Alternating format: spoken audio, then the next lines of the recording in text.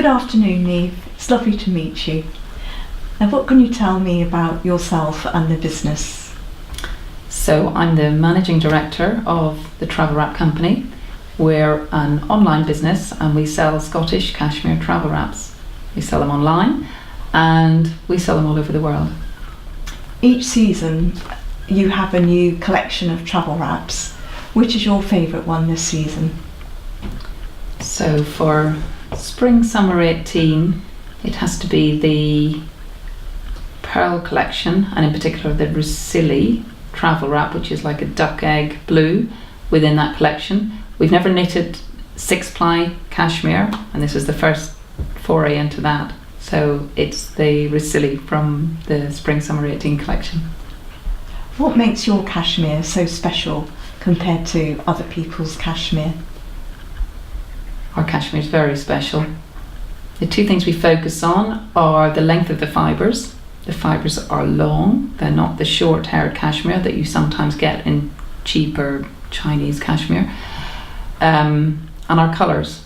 Our colours are very special. They're full of depth and interest and a richness that you don't get in cheaper, again, not necessarily Chinese cashmere, but just cheaper cashmeres where the colour doesn't matter so much. So it's just a flat colour, whereas ours, you look at one of our travel wraps or a piece of our cashmere and there's just a depth and an interest to it. A melange, it's called in cashmere terms.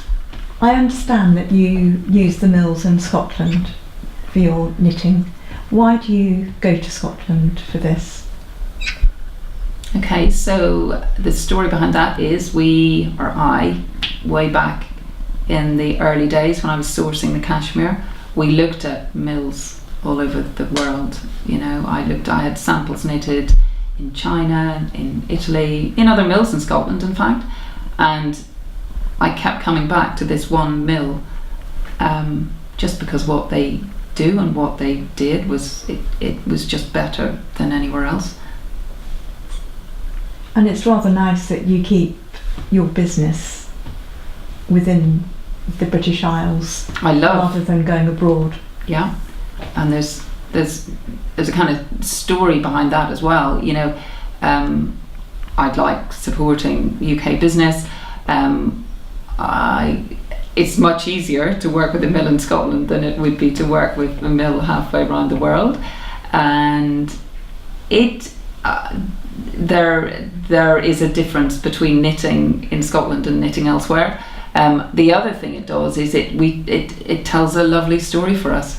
So we do a lot of export these days, and I know our American audience likes the fact that we knit within the UK, and in particular the Scottish borders, where they're famous for their mills and their knitting, and they do it brilliantly. The craftsmen and craftswomen do it amazingly well. Who is the most aspirational entrepreneur? My most aspirational entrepreneur? There are lots out there. I think only because I heard him speak recently. One of my favourite entrepreneurs and one I learn most from is Mike Bloomberg, who is one of those chaps that's got nothing to prove anymore, but he tells a great story. I think there must be a little bit of Irish in Mike Bloomberg. He is such a great storyteller, and what he does is he uses his stories to illustrate how he does business, which is a great talent and skill. And I listen to Mike Bloomberg, and I can listen to Mike Bloomberg for 20 minutes and learn more in those 20 minutes than I can do a day listening to people talk about business. He's an aspirational speaker and an inspiration as an entrepreneur. Yeah. If you were to start again, what would you do differently? I wouldn't do any of it differently. I would need to make the same mistakes to get to where I am. If I was to start another business, I would do it completely differently. And what has been your proudest moment in business? Okay, the most recent proudest moment is that last year we were shortlisted for a Queen's Award in International Trade, hopefully we'll get one this year. And probably in the early days, we won an award called the Luxury Gift of the Year. And then in the second year, we won the Best New Business in the World, which I had to go and pick up an award from in New York.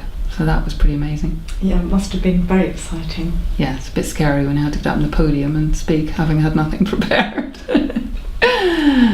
And what about family? Have you got a supportive family network behind you? I have. I've got a very, very supportive husband who I always think of as my rock. He's very different from me, but he is my backbone and my rock, and he is very good at the things that I can't do in business. He's awfully good at spreadsheets and I'm not so good at those. Very good at looking after the kids if I have a day in London or something. My 80-something-year-old parents-in-law come in every Monday and wrap and pack travel wraps, and there's nobody packs a travel wrap like my 80-year-old mother-in-law.